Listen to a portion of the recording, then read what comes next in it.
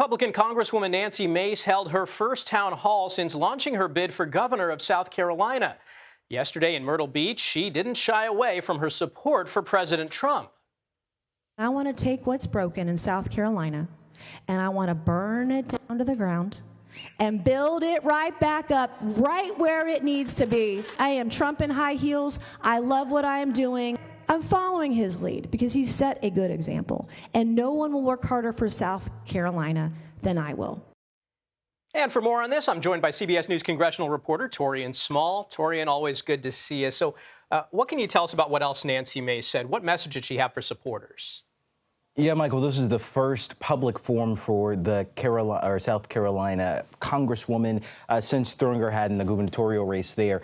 She really led into those culture war issues, talking about transgender bills that she brought to the Hill and that she would be willing to sign into law if governor. This was a lot of red meat because a lot of the folks in the room were those hard right conservatives who have given her so much support. This is also a reason why she held her first town hall of sorts in a ruby red district that she is very familiar with. She talked about her ongoing and unwavering support for the president, and even at one point when prompted on it, defended President Trump from allegations of being a rapist, saying that, in her words, she stuck it to the ABC anchor George Stephanopoulos for calling Trump a rapist, and she said she absolutely disavows this as a survivor of rape.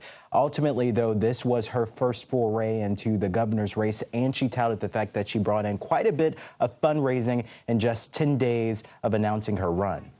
Now, Taurean, can you tell us about the other Republican lawmakers running for governor?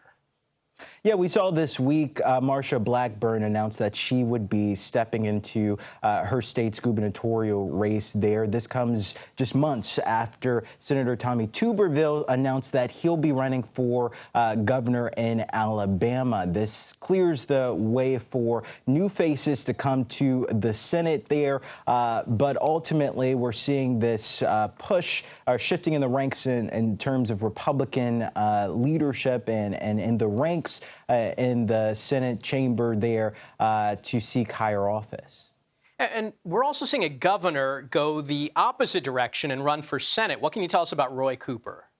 Yeah, this is a governor who happened to be in a quite purple state. He's a pretty popular Democrat in North Carolina. He decided to jump in the race after being term limited. He was ultimately succeeded by a Democrat in the most recent election and decided that he'll be jumping in this race after there were rumors floating that the RNC chairman, Michael Whatley, would be also seeking this now open or soon to be open position. Again, Roy Cooper has won his election as governor 2 times in his respective state. It is a battleground that we saw targeted by both presidential candidates in the last election. So this will be a hotly contested race that we're keeping an eye on. All right, Taurean Small, thanks for joining us.